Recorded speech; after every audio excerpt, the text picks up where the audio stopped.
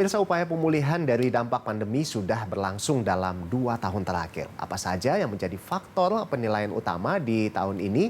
Apakah ada perbedaan dengan tahun-tahun sebelumnya? Lalu di sini pemirsa sudah hadir bersama saya Ketua Dewan Juri Tokoh Finansial Indonesia 2022, Ibu Afiliani. Apa kabar Ibu Afiliani? Baik, Mas. Baik. Sehat, Bu? Alhamdulillah, baik. Luar biasa, tambah fresh aja nih kalau saya lihat hari ini.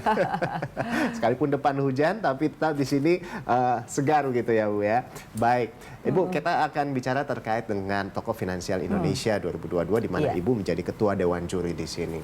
Ya, Tokoh Finansial Indonesia atau TFI 22 ini kan akan digelar segera begitu ya, hari Jumat ini, tanggal 9 Desember 2022. Nah, ini ada apa saja ini, Bu? Kategori penghargaan yang digelar untuk tahun ini? Jadi ada CEO-CEO yang berasal satu dari sektor perbankan, jadi ada bank swasta, bank BUMN, dan bank daerah. Kemudian ada dari asuransi, multi finance, kemudian juga ada dari BUMN khusus. Jadi BUMN khusus itu adalah yang non finansial, itu adalah spesial yang kita berikan juga ya. Kemudian dari perbankan, kemudian ada dari emiten juga ada di pasar modal. Kemudian juga dari sisi selain asuransi tadi multi finance ya.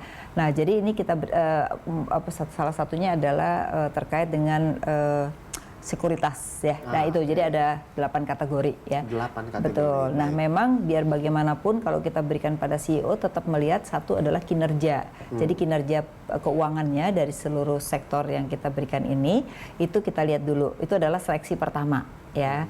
Nah setelah seleksi pertama, karena kita juga ingin melihat walaupun dalam kondisi 2021 ya ke 2022 apakah kinerjanya bagus apa enggak gitu. Nah ketika dia kinerjanya bagus, otomatis dia sudah masuk pada saat pertama tahapan ya. Nah tahap kedua adalah angket. Kenapa angket? Kan juga CEO itu harus dikenal. Kalau itu tidak dikenal ya kan, terus tidak pernah memberikan statement, wah siapa yang bekerja gitu. Biar bagaimanapun sebagai leader itu orang pengen tahu visi dia kemana, arah dari kebijakan dia setiap tahun itu kemana gitu. Sehingga itu juga kita perhitungkan sebagai satu penilaian ya. Nah yang ketiga nilainya adalah juri, tapi juri juga bukan hanya sekedar secara subjektif, tapi juri melihat dari berbagai media, apa sih statement dia, apa yang dia lakukan, strateginya cocok enggak gitu ya. Nah kebetulan tema yang kita ambil ini adalah tadi yang seperti Mas nanti tanyakan, yaitu bagaimana menghadapi 2023 gitu. Karena biar bagaimanapun 2023 itu akan kita lihat dari sekarang tuh dia siapin nggak gitu kan. Kalau dia nggak siapin berarti dia nggak siap menghadapi badai di tahun 2023. Makanya topiknya adalah bersiap menghadapi badai ekonomi 2023. Wah, ya. Ini kan kalau dilihat sebetulnya agak-agak berbeda begitu dari tahun-tahun sebelumnya begitu ya, dari penilaian-penilaian tadi juga Ibu sudah sampaikan. Nah kira-kira apa sih yang paling berbeda begitu penilaiannya dengan yang tahun-tahun sebelumnya? Jadi kalau penilaiannya awal tuh sama semua, kinerja itu nomor satu dari tahun ke tahun tuh kinerja selalu ya. Yang kedua tuh angket juga selalu. Cuman yang ketiga ini yang selalu kita lihat adalah sesuai dengan topik. Nah topiknya itu beda-beda tiap tahun ya. Beberapa tahun yang lalu adalah kita kaitannya dengan digital karena waktu itu lagi rame tentang digital ya. Terus yang waktu itu pas pandemi, nah ketika pandemi apa sih yang dia lakukan gitu, inovasi apa yang mereka lakukan untuk bisa survive gitu.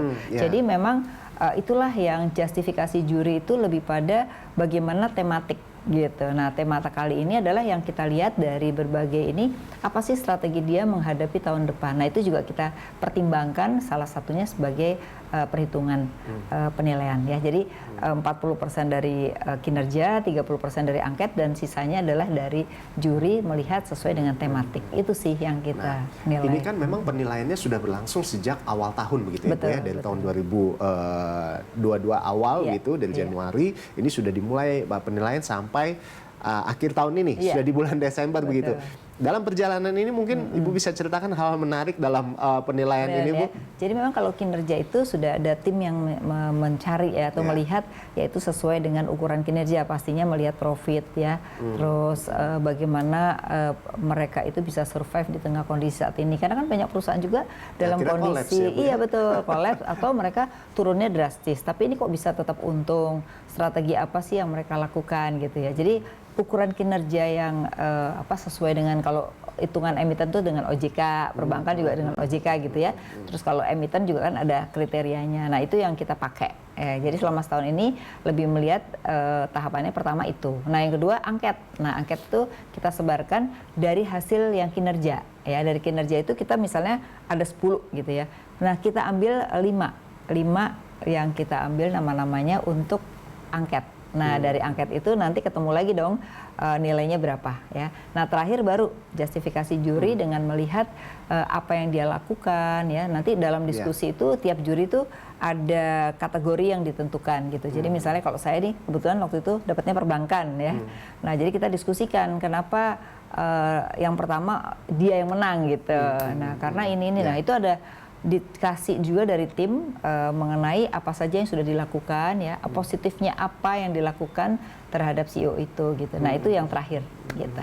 Itu tahapan. Nah ini kan di tahun ketiga pandemik begitu ya. Ini kita nggak tahu juga kemarin bahwa akan ada pandemik gitu. Kita nggak bakalan tahu bakal akan selama ini secepat ini juga Indonesia bisa pulih begitu.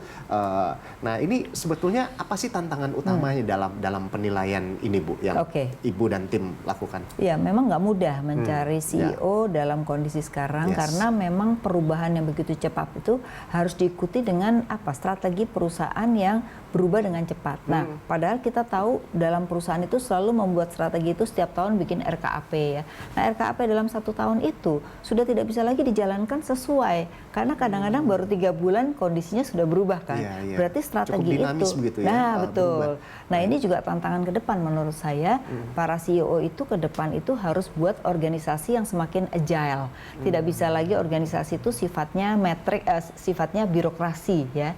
Terus yang kedua ya memang biasanya kan kalau dalam organisasi itu ada perusahaan itu ada bidang hukum gitu ya. Nah, bidang hukum sekarang harus ditambah orang bisnis. Kenapa? Karena begitu banyak aturan yang bertubi-tubi. Kalau tidak ada orang bisnis akhirnya nggak boleh ini, nggak boleh itu, bisnisnya nggak jalan dong gitu. Nah, jadi itu yang kedua adalah organisasi harus dirubah ya. Selain tadi berubah secara agile ya, matrix. Yang kedua adalah harus banyak orang bisnis di mana compliance harus ada orang bisnis, di bidang hukum harus ada orang bisnis, itu saya lihatnya. Yang ketiga adalah harus mulai ada unit inovasi. Nah ini jarang di Indonesia ini, kebanyakan perusahaan-perusahaan besar saja yang punya inovasi-inovasi atau laboratorium gitu. Nah yang lain tuh yang penting ya udah usaha ini aja sepanjang masa. Ternyata di pandemi kemarin itu terlihat sekali. Begitu kondisi pandemi perusahaannya lagi nggak jalan gitu ya, dia pindah ke usaha lain atau dia punya lini yang lain yang bisa menghidupi perusahaannya. Nah itu terjadi. Artinya apa? Harus melihat lebih cepat sehingga dia bisa ambil putusan gitu kan. Kalau enggak kan perusahaan udah jatuh dulu baru dia harus hidup lagi. Nah itu nggak mudah. Nah itu tantangan ke depan menurut saya. Harus lebih relevan begitu ya dengan tantangan zaman begitu.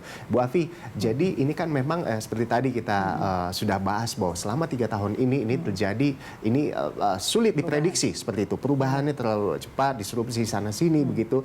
Nah ada nggak sih akhirnya kemudian surprisingly ini keluar nama-nama baru atau nama-nama yang akhirnya ternyata dia bisa survive gitu. Ternyata yang lain justru ternyata tumbang sebesar itu tumbang. Jadi seperti apa, gitu. Ada beberapa yang memang orangnya masih sama ya karena memang kinerjanya tuh masih tetap yang terbaik gitu ya. Tapi juga ada beberapa yang nama baru muncul gitu ya karena memang satu dari sisi kinerjanya juga dia bisa mempertahankan ya.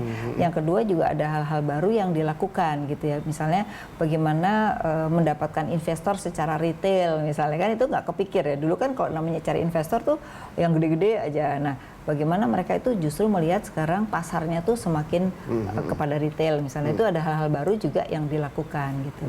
Jadi tidak semuanya baru tapi ada yang baru ada yang tidak. Ada yang surprise juga ya, ada nama-nama baru yang ternyata bisa muncul begitu. Nah, Bu Afi ini kita tahu bahwa Presiden juga sudah sempat mengingatkan bahwa ternyata 2023 ini cukup kelam gitu ya, agak-agak suram begitu Bu. Nah, tapi yang kita tahu juga bahwa dana khusus untuk pemulihan ekonomi nasional PEN ini sudah tidak dikeluarkan lagi begitu ya. Nah, juga untuk stimulus untuk dunia usaha juga ini masih mau dilihat dulu nih, masih mau dipikirkan lagi apakah akan dikasih atau enggak. Kalau pandangan seorang Ibu Afi, seorang ekonom senior, ini seperti apa? Apa yang harus dilakukan sebetulnya, Bu? Pertama kalau saya melihat memang resesi itu akan terjadi di negara maju. Tapi di Indonesia saya melihat mungkin terjadi perlambatan pertumbuhan tapi tidak resesi. Nah mengapa saya punya keyakinan itu? Karena kalau kita lihat di triwulan 2 dan 3 yang sekarang ini dalam kondisi yang sedang inflasi tinggi di negara barat gitu, kita masih bisa tumbuh 5% kan, gitu. Artinya bahwa sebenarnya di tengah resesi dan inflasi kita masih bisa bertahan. Yang penting adalah konsumsi masyarakat. Dan ternyata di triwulan 2 dan 3 kemarin justru kontribusi PDB kita itu dari konsumsi masyarakat gitu. Jadi saya melihat tahun depan kalau konsumsi masyarakat kita kelas menengah atas, jadi saya tekankan menengah atas ya, bukan di bawah. Itu yang tidak terlalu pengaruh pada inflasi itu masih bisa bertahan. Itu saya rasa pertumbuhan hanya terjadi perlambatan ya. Nah, untuk yang menengah bawah yang biasanya kena inflasi itu cenderung memang BLT-nya harus cepat sehingga konsumsi tidak terganggu. Ya. Memang akan ada kenaikan inflasi di tahun depan dibandingin tahun ini. Kenapa? Karena banyak dunia usaha yang mengatakan mereka dengan rupiah 15.000 mereka harus adjust kenaikan harga. Jadi memang akan ada kenaikan inflasi di tahun depan ya. Tapi saya melihat tadi kelas menengah atas kita tuh masih punya kemampuan. Betul. Nah itu kan tadi rencananya kan pertumbuhan ekonomi akan tumbuh 3%, tapi ini kemungkinan global, hanya ya? akan Kalau Indonesia sih saya masih bisa 4%. Tapi itu dia sebetulnya ini perlu nggak sih stimulus untuk dunia usaha itu perlu nggak sih? Jadi gini, menurut saya sekarang ini yang stimulus yang dilanjutkan tuh salah satunya adalah restrukturisasi.